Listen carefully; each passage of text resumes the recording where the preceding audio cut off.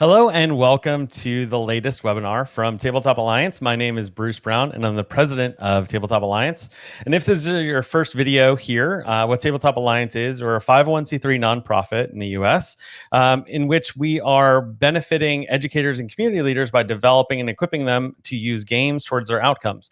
So if you're finding this video, this is one of our developmental series in which we're bringing in different speakers to talk about how you can incorporate games into different types of learning experiences. And if that is something of interest to you and you want to support that, make sure to go on over to tabletopalliance.org. And if you want to attend more of these events or see some of the past ones we've done, click on that events tab and you'll be able to see all the other webinars we've been doing, as well as other ways to connect, including some great scholarly articles. And we've got some really cool programs going on right now over there. So you want to definitely go check that out. But you're here today to hear about escape rooms and designing them for different purposes. And so without further ado, I'm going to bring on today's speaker, and that's Dylan Wagner of Ball State University. He's going to talk about how he has been using escape rooms to really lead towards career exploration and career competencies. And so Dylan, hi, welcome. Hey, Bruce, thanks for having me. Excited to be here. Yeah, very excited to have you here. I feel like I'm going to need to escape the webinar a little bit, right? And maybe you're going to play a game on all of us. But with that being said, Dylan, can you kind of just walk us through your experience with gaming and a little bit about you and what inspired all of this before we turn it over to your content? Yeah, absolutely. So I am a hobby gamer outside of work. So I love games and incorporating any types of game-based learning into the office. My office at the Career Center, we're very activity-focused. We try to make everything more interactive, more experiential, as good educators like to do. And we actually at one point went to an escape room as a team, as kind of like a retreat. And that gave us the idea, hey, what if we took one of our more boring workshops, which was critical thinking, which was just a total lecture, and turn that into something more interactive where people had to do some critical thinking. And then we had a discussion about that and how they could apply it to the workforce. And none of us had designed an escape room before, but we decided to kind of divvy up and design our own. And then it was so successful, we got so much positive feedback about it that we designed a couple more, or I designed a couple more. I kind of got the voluntary role of being kind of the game puzzle master guy in the office, which was fun. So just to clarify, you play games outside of work. You're probably the designated gamer for your office. But with that, you had this experience together in which, hey, this is cool. It did some things for us. How can we learn from this and adapt this? I think that's beautiful. And I think that everyone who's watching this, like, I encourage everybody to listen in of how can we experience this webinar and then take some things from this. And so one of the things I just want to encourage, Dylan, is that while people are watching this, I encourage you to drop questions in the chat for the Q&A at the end. So if you're watching this live, thank you for being here. And drop your questions in the chat so that way we can respond to those and Dylan can answer those for you to tailor this towards your office, towards your experience. So please do that. But if you're watching this after the fact, don't hesitate to reach out and we can work to try and get you the help for all the things, because that's what we're here to do. But without further ado, Dylan, I'm going to hide myself if you want to share your screen, and let's get this webinar on the road. Great. I'll get my screen pulled up here. Okay, so I'm obviously here to talk about designing an escape room to foster career development, but I think this will be something you can use in a number of educational contexts. So if you're in career, or if you're in another type of classroom or something else, then I think there's lots of lessons to be learned from an escape room. And one cool thing about escape rooms, we'll talk about this a little bit more, but they're so immersive and they force you to problem solve and think and work as a team so much that it's hard to do one at all and not have some kind of learning outcome that you could pull from that. So you don't have to design it with any specific game-based learning or edutainment things in mind. It will kind of do that automatically, which is pretty cool.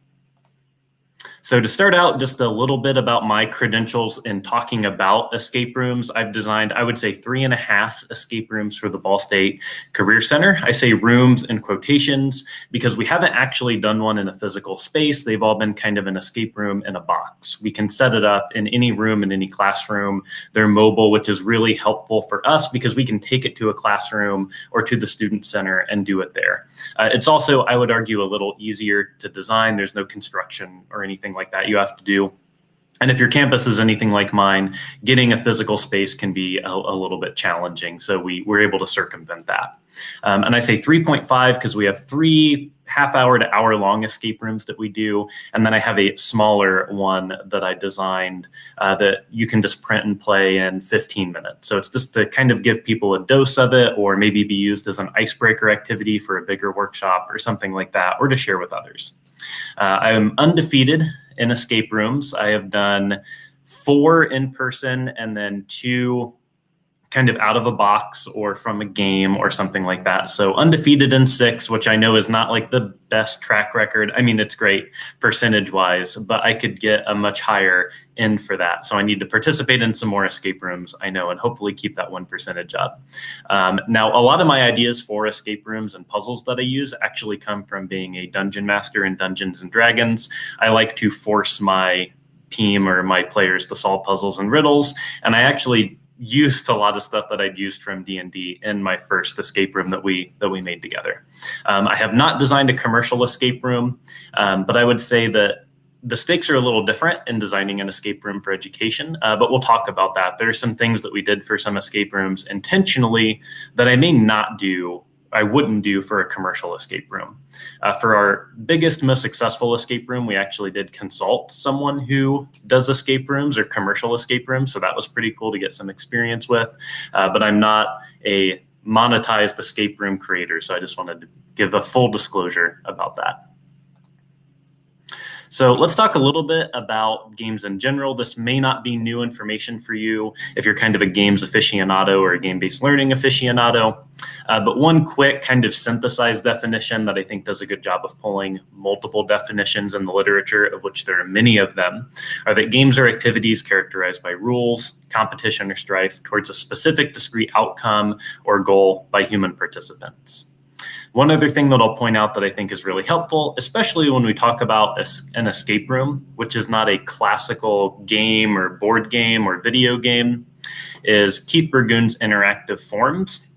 So essentially, he said that there's 4 different interactive things that people engage with. A toy has a system to it. A puzzle has a system with a solution. A contest has a system with a solution that's measurable. And then a game has a system with a solution that's measurable in which participants make decisions, and it's not always the same. And then how I would define a game, not that I have any authority to compete with game researchers, but a way I define it is an engaging activity in which participants utilize skills or decision-making to pursue goals or objectives within a system of rules or parameters. And those rules and objectives, they don't really have any meaning outside of the world of the game. The game is kind of a microcosm where those rules exist, and that's what makes it a game. It makes it a simulation. It makes it something different. So all this to lead us to the question, is an escape room a game? And that kind of depends on who you ask. It could be a puzzle, it could be a game, but I think we can all agree it has some clear game-like elements, and it has that kind of world of the escape room where you follow rules that you wouldn't normally accept in society, and that's what gives you the ability to make it a cool, immersive experience. A few items that I think make games really important, and these certainly do apply to escape rooms. So again, for all intents and purposes, when we talk about kind of the game-based learning, does apply to the escape room. Games create a problem space. So they create kind of a unique space that puts people in problem-solving mode. Players solve by exploring the rules, and those are rules that maybe don't exist in the real world. So we can put people in an escape room and say, hey, don't tear down the walls, don't break anything with a hammer, and they'll do that. But if you actually lock them in a room, it may be reasonable to do those things, but they won't do it in an escape room, hopefully. Games are models of reality that serve as practice for real life challenges. So that practice for real life challenges, that's everything we're going for when we do an escape room in career development, when we do it to try and teach a skill or topic. And participants feel emotionally attached to the outcome of games that they play. So we'll look at some pictures of students that we did an escape room with a little later. And you'll see them kind of like start the escape room, kind of like just sitting down, not super engaged, thinking about what they're going to be doing. And by the end of it, they're all standing up, they're all moving their arms around, they're excited about what's going on. So even if someone shows up a little apathetic to your escape room workshop, by the end of it, there is a very good chance that they'll be more engaged than if they just showed up for a lecture or something. So why an escape room specifically? And this is that image of some of our students who did one of our very first test runs of an escape room once we were ready to do it with students. But an escape room may be more powerful than some games that you can use because it's a recognizable and easily understood system. We've done some other workshops where we've tried to make things that are almost more like a board game or a cooperative game and teach people how to play it, get them to play it, and then facilitate a discussion. And we've run into challenges, not that that's impossible, obviously, but when we only have an hour or maybe an hour and a half to do the workshop, and part of that involves teaching rules and getting people to hopefully participate, that's a little bit more difficult, but people can just show up and sit down and they understand what an escape room means. The only rule you usually have to introduce is how do hints work if you use them, and then what can they and can they not break, remove, destroy, or mess with in the room. So that's very simple. And typically, because people are familiar with it, they do get more engaged than if you give them a board game or a strategy game or something like that. So it's a little bit more universally applicable. An escape room also has a clear goal, but the way to get to that goal is extremely unclear. And that makes for some really interesting discussion after the activity. So in your real life job or something, you might know your goal, your mission, you might know what you're trying to accomplish, but what you're being paid for is to figure out how to get from point A to point B. If it were easy, then that job may not exist. People would just do the thing. There are time constraints and clear benefits of teamwork, largely because of those time constraints. And you can encounter many different types of problems that use many different types of thinking. In a good escape room, there'll probably be something that some of the participants are really good at, and some that they have to depend on other participants to do because it's going to come more naturally to them. Maybe some things are more word-based and some things are more math-based, and it might be two different people who excel at those puzzles. So I'm going to click through a couple of these images. So you can see the students getting a little bit more involved as the escape room kind of comes to its close. And these were students who didn't know each other, which I think is also really cool. You get to see how people who do or don't know each other can create a team and how team dynamics emerge in just 30 minutes. And then, of course, we took the obligatory, hey, we did it, here's our time, all of those signs and everything. So they managed to do this escape room in 27 minutes, and we gave people about 40 minutes to do this escape room. Most people were able to do that one in that time allotment, but there was actually a way to fail it even if they didn't run out of time, which we'll talk about as we proceed. So just real quick, just to kind of show that this was successful and that students liked it and more importantly perceived that they learned something. We had them answer these questions anonymously at the end of the escape rooms that we did. And I think our sample size at the time that we pulled these numbers was about 70 students in the low 70s range. But did you feel like this was good practice for real workplace problem solving based on the activity and more importantly, the discussion? So they were given these questions after they had a discussion with a career coach, and 94% said yes. So they perceived that they had learned something about that problem-solving competency. Did you enjoy this activity and discussion? Even a little bit more positive. And then even the people who said, oh no, this was silly. How does an escape room relate to real work? Which was only like 2 people. Even them, they said, well, it was better than a lecture though. It was better than a normal workshop. So I would view that as pretty positive. So the career competencies that we work with in the Career Center, these are from NACE, the National Association of Colleges and Employers. So if you're a Career Center person, you're probably very familiar with these. But if you're not, they probably seem intuitive. Like, oh yeah, that makes sense that these would be the things that employers are supposedly looking for. These are the general transferable skills. So these are the things we had in mind as we decided, what do we want people to learn from the escape room? So you're not limited to these 8 things, obviously, but these are good competency-based things that you could learn that you probably utilize in some capacity in that environment. I think these that are now highlighted in green, communication, critical thinking, and teamwork, probably lend themselves most obviously to an escape room type of game or problem or environment. But you could very easily say leadership, especially if you assign people roles or you have an existing team. Maybe career and self-development, if you use this as a way to, okay, what skills did you use in the escape room, in the discussion, and then how might you use those skills in a major or in a job? What got you excited in the escape room? Which types of problems are really motivating to you? Which ones weren't? So you could use it for career and self-development. And I think there's even applications in technology, professionalism, and equity and inclusion. You would just have to design a little bit more intentionally for those things, I would argue.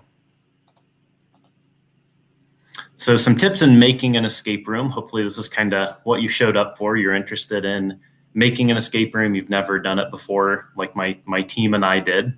So here are some tips that helped us or helped me, someone who was really into games and game design and puzzle design, but hadn't actually made a cohesive escape room before. I would recommend starting with a story or a theme. Everyone has different starting points that they like to use probably. But for me, if you say, we're going to start with, maybe there's a sports trophy that's been stolen or locked in a closet, and we have an hour to get it before we have to present it to whoever wins the World Cup or whatever. Then you have some subject matter. So you know it's a sports themed escape room. So then maybe you're like, okay, what are some sports objects? Soccer ball. Maybe I could write a number on all the different hexes on the soccer ball, and only the ones on the black hexes matter.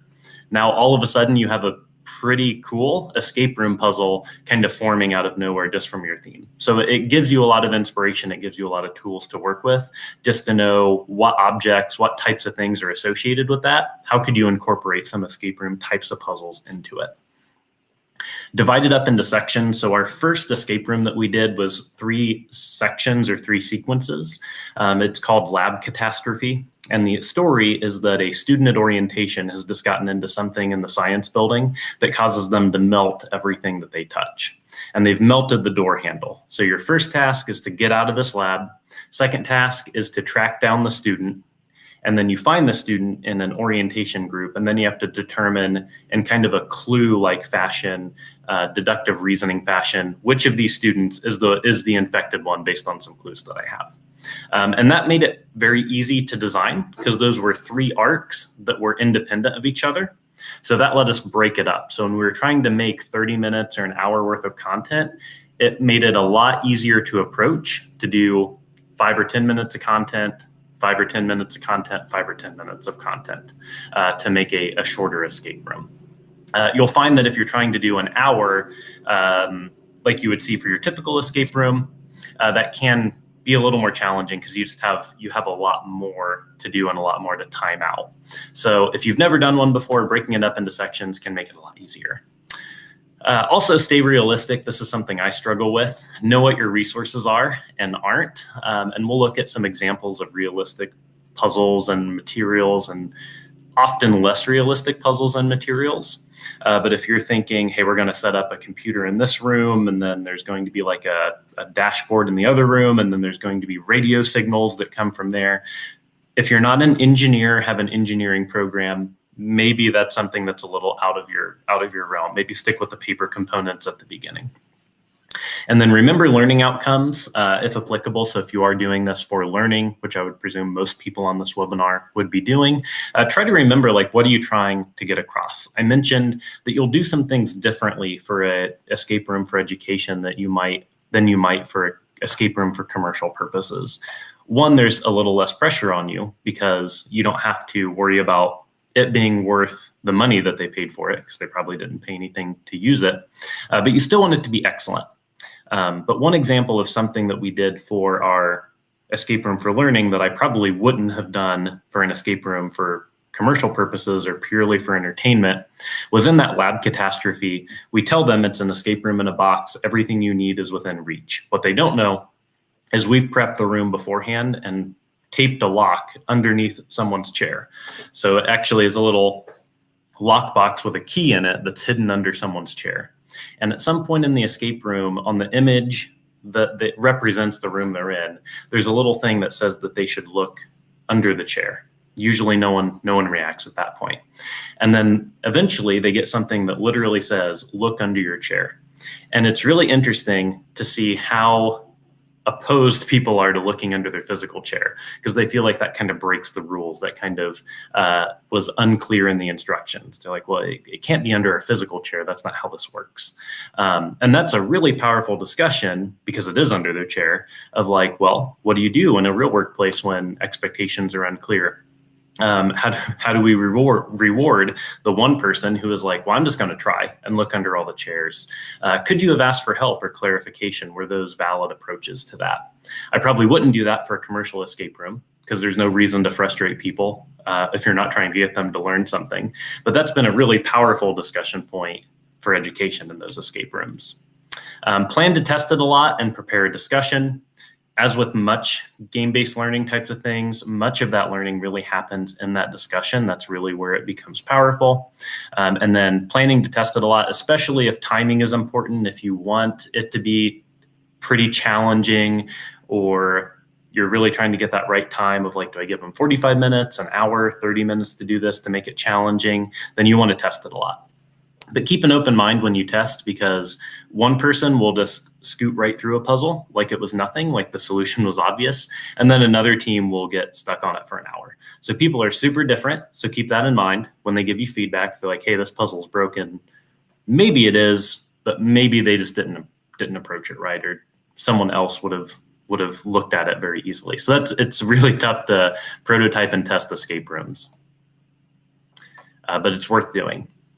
So when we're talking about like a starting point, there's a few different outlines that you can use. Your initial reaction will kind of be to use a more linear outline, and I would maybe use that for some of your escape room, but not all of it. So the reason that a linear outline would be helpful is it's easier to design. And this is the idea: you have one starting point, you're given this puzzle. When you solve it, you get a solution or a key, and then that lets you open up the next puzzle and solve that. So after a puzzle is completed, then you find a key, then you solve another puzzle, then you find a key or get a component or a code or something like that, and you move on to the next one. The reason this can be a little less engaging is because if you have multiple people in the escape room, they all have to be doing the same thing at the same time. And then it also makes it a little easier, or at least doesn't get them in an additional layer of problem solving.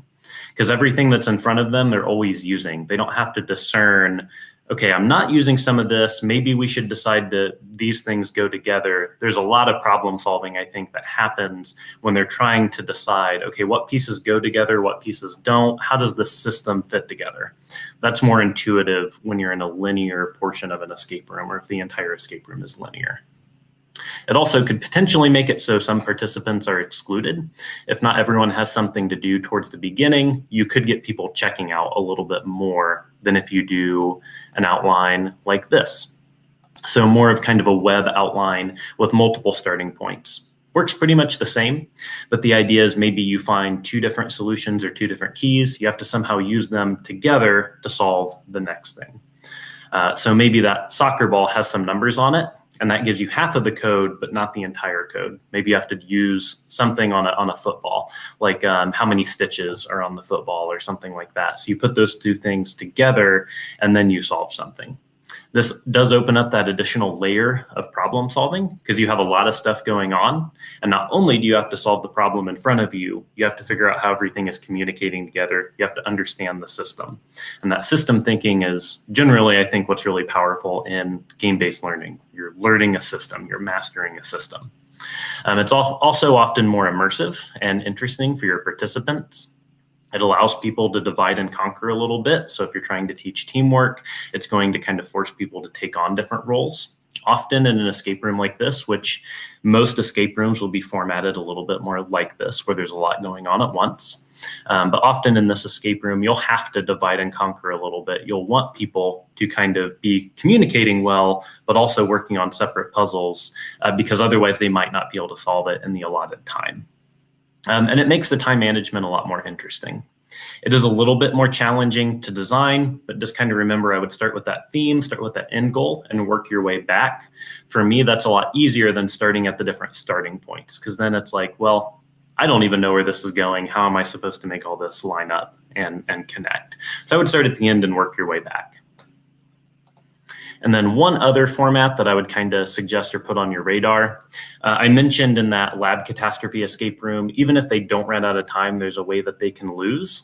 And we give them kind of a divergent path at the end, where if they pick the wrong student, then they don't get to guess again. They lose the whole escape room. You could also just give them a different decision point, which gives them one of two different outcomes. But this can be really interesting because it forces the team into discussion. If it is a situation like ours, where if they pick the wrong student, they lose, it gives them a really powerful place to use any resources that they've saved.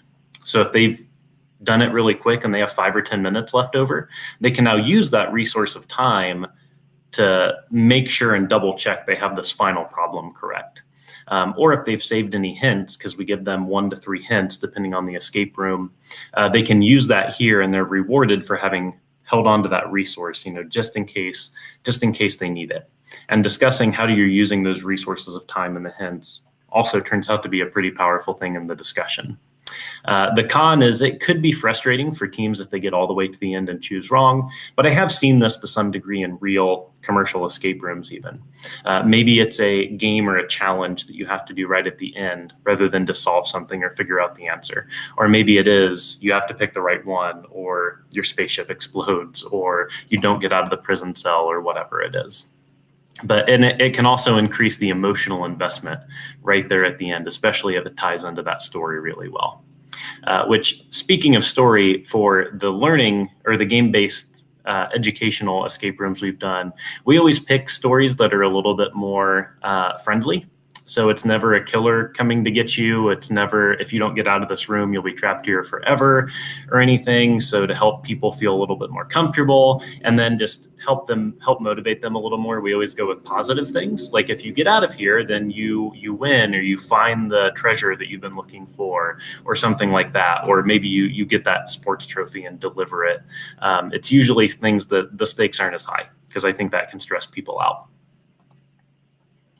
So some other puzzle creation tips, like I mentioned, start at the final goal or the end, pick a theme and use objects related to that, and tweak common puzzles. So word scrambles, Sudoku, Einstein riddle, if you've heard of that, spot the difference. Things that are out there, you can use those, tweak those, make them your own, or include aspects of them in your escape room. You usually don't have to reinvent the wheel.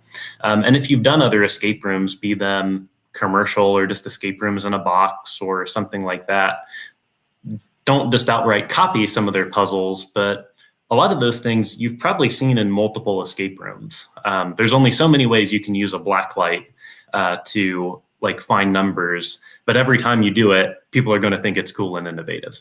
So use things that you've seen before, just kind of tweak them, make them your own, make them fit to your escape room. But playing escape rooms and seeing what are some examples of puzzles is a really good way to do this. So be realistic. I mentioned I would pull up this slide. So what we started with was really just paper and folders and stuff we could print out. We even, for our first escape room, didn't even have any locks. So we just had a Post-it note that was this is a 5-digit combination lock. And we would have students ask us, is this number right? And we would tell them yes or no. That's not perfect, but even while we were doing that, people still loved it and found it engaging. So this could be more realistic to build your own than you think. So anything with boxes, even black lights, puzzles, those word searches, maybe a jigsaw puzzle or something, word games, and to some degree, even technology. You might be able to use a YouTube video that they get the URL and a code in a clue, and they go to it and it has a solution or it has a code in it. Or maybe there's a computer that's incorporated and you can put stuff on Word documents on the desktop or something. Or you could use Twitch or some other site like that to stream information to them in a really creative way. And for the most part, anyone could do that without a high level of expertise. So what might be less realistic is if you have any props that you need to actually fabricate or make, any electrical wiring that you need to do. Again, if you need to build a set or create a room, and sometimes even just having a physical room might be something that's not realistic for you. But I don't know that you really need any of that stuff to make a pretty good escape room. Like I said, that 100% this was better than a lecture. That was when we were just on pieces of paper, and it was kind of lame from like a aesthetic design perspective, but obviously from a game design perspective, it worked because people really liked it. So some different types of locks, and these are good inspiration too. There's not just digit locks, I mean, that's one of them, but there's color-coded locks. So we have a lock like this kind of image of a lock here with the different colors. And in the escape room where that is, there are different lays, like Hawaiian flower lays. And there's a red one, a green one, a yellow one, and a blue one, and they have different numbers of flowers on them. And those correlate to how you open this lock. So if the red one has 4 flowers on it, the red number is 4. There's directional locks. So our most recent escape room uses a directional lock at the end, so you can do some creative things with that. Whether you use a radial lock or a dial lock, you can use alphabetical locks. So your solution could be a word or a series of letters or something like that. And there's lots of different ways to come up with fun puzzles, almost just based on, hey, what's a creative way I could get this lock open, or that I could hide a solution to this specific lock. Another thing that makes it easy to design, I don't see it in a lot of commercial escape rooms for a couple of reasons, but again, it's great for this type of escape room. Use multiple puzzles that correlate each to a lock digit. So for one of our escape rooms, the first kind of sequence is they get a ton of puzzles. They're trying to open up a 5-digit combination lock. Each of these 5 puzzles is one of the numbers, so 1 through 5. The thing you want to be aware of is smart players will know if they solve 4 of them, they don't have to solve the 5th. They can just spin it and get the last combination. So they can trial and error faster than they could solve the last puzzle. But guess what? That's a great thing to discuss, that other way to solve problems, to circumvent the rules of the escape room and come up with a totally valid solution of their own. And there's always some people are like, oh, we can't do that, we're breaking the rules. And then the one person who's done escape rooms before or whatever is like, why not? This is way faster. And that's a fun discussion, I promise you, to have at the end. I think it would be helpful if I just went over what we paid for our escape room. So that lab catastrophe one, like I said, was 0. We just used paper and stuff. We had another one called Island Getaway. We actually bought like a toy robot and a little toy magnifying glass and all this other stuff, or some goggles and things. And that's the one that has the lays in it. And we only spent about $100 to make a pretty immersive, more tactile escape room. And then the most recent one we have is the most unique, 20,000 Leagues Under the Sea. We actually have kind of 6 copies of it. So we can do this with up to 60 people at once, up to 6 groups of 10. So there's like 6 core boxes, and then there's one final box they open once they get through all of it. So they have to come up and wait in line if multiple people are solving it at the same time. But we spent about $300 on that one. And again, we have all kinds of stuff for it, and that's enough for 60 people to be doing it. So I would argue that cost could be a lot more reasonable than you think. I would imagine a commercial escape room, you would spend a lot more than this to design, but you can make a pretty cool escape room in a box experience for less than you would think. And you can see our little box on there. That's our directional lock you solve at the very end of 20,000 Leagues. You're trying to navigate your submarine to a giant squid. If you find the giant squid, which is inside that box, then you win. So your directions are the ways that you're sailing your ship, right? One other suggestion, so there's some great games that already exist, and I would honestly argue you could probably just play one of these things if you feel like designing your own is a little unfeasible for you or something you don't want to tackle. These are pretty inexpensive. I've played a few of them, so I've played one of the Deckscape ones and one of the Unlock ones. I've never played an Exit one, but these are fantastic little games that you can play either for ideas or that you could just play as your activity and then have a discussion about it. I know the Unlock and Deckscape games you can play multiple times. So the same group wouldn't want to play it again because they would have all the answers. But after you play it, you don't destroy it or alter the game at all. So you could box it back up and then play it with another group of students or another group of people or employees or whatever afterwards, and that would be totally fine. You don't destroy them or mess with them or anything. Exit may be like that, but I haven't played Exit, so I don't know for sure. And that's kind of my overview. So I have some additional resources that I can share if you want to contact me afterwards. I can share some examples of puzzles that we've created. I'd be happy to share some of those like mini 10, 15-minute escape rooms that we've done. I also have our discussion questions that we go over to talk about critical thinking specifically. So if that would be helpful to look at or see those, I'm more than happy to share those with you. And then we have some additional tips for like, here's some examples of escape room puzzles that we used kind of lightly from other places on the internet, other articles that are like, hey, here's 10 ways to do an escape room, or here's 10 types of puzzles you can incorporate. So if you want any of those additional resources, I would be more than happy to share them. But that's what I have. Are there any questions, Bruce? Well, first of all, that was absolutely incredible. And if anybody has any additional questions, please feel free to drop those in the chat. And I highly encourage you to reach out to Dylan if you're watching this after, or reach out to myself because I know I'm going to be asking you for these things too. One thing that you mentioned a couple times was the utilization of hints and have they used them, but I think it would be helpful just to kind of speak into how do you balance what kind of information to give as a hint that's not too much where you're kind of spoiling the whole thing, but also just enough to actually get them motivated to move to the next part.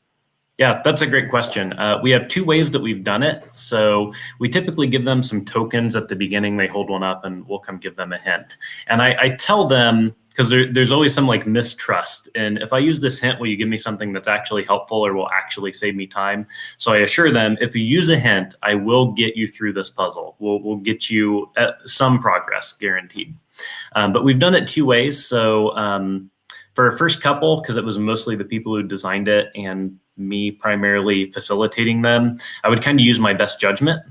For a more recent one, that's become more of a main campus workshop. So all of our coaches who are more or less comfortable with it will facilitate it. So we have some, if they're at this point, give them this hint. Or ask them, which of these puzzles do you want help with? In which case, here's a prescribed hint that should move them through or help them. But I like to kind of take it as a case-by-case basis. Because every group is very different. Sometimes they are a little demotivated. And if you give them that extra nudge, they'll enjoy it more and engage more. And that's fine. Like, I don't really care what percentage of people escape or don't escape, which 20,000 leagues is our hardest. And I think it has a 40% success rate, mostly because the time constraints are a little smaller. But I try to move people forward. And it's really fun because there's always someone on that group who's like, oh, we're not using any hints. We're doing this on our own. We're not using any hints, not here. That's also a fun thing in the discussion. That is really funny. And I think it leads to this next question. So I got this one question and then one kind of to wrap up. This question is, okay, so you're facilitating a workshop using escape room. Now, sometimes in gaming, we can have a player, which is sometimes called an alpha player, right? Who's kind of steamrolling the group or taking away the other's ability to make some choices. And I was just curious, for an escape room facilitation, is there any advice into kind of helping navigate that process or facilitate conversation through that? Because I think that you could see that happen with puzzles sometimes. And I just want people to be prepared for it.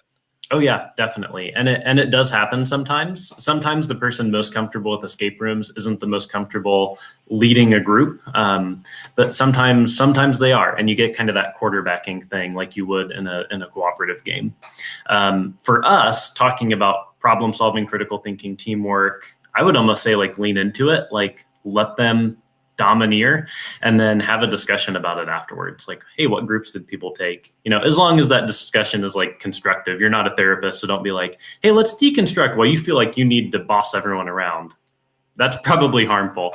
But talking about like, hey, the team dynamics, what was frustrating? Like, did you feel like your voice was heard? Yes or no? What were the different perspectives? That could be really helpful for a real workplace. Awesome. Yeah, and you can see it happen. The last thing, okay, I am an educator. I've done a lot of the work on this. Is there any advice or tips or tricks that you've had around how would you market this to your student audience, especially for programs where they elect to come, right? So not necessarily a classroom where they're coming, but rather this is this thing that they could come to. Any words of encouragement there? Yeah, definitely. And also with this, we have a few ways that we've approached it. Initially, our first two escape rooms were just a group of 10 or less. So we made it an alternative, like the special edition of our problem solving workshop. So students who had to do that workshop for class or a career preparedness program could choose to do the escape room. And those usually filled up, because if you told me, hey, you could do a lecture, you could do an escape room, I would probably pick the escape room. And it seemed like students kind of follow that trend.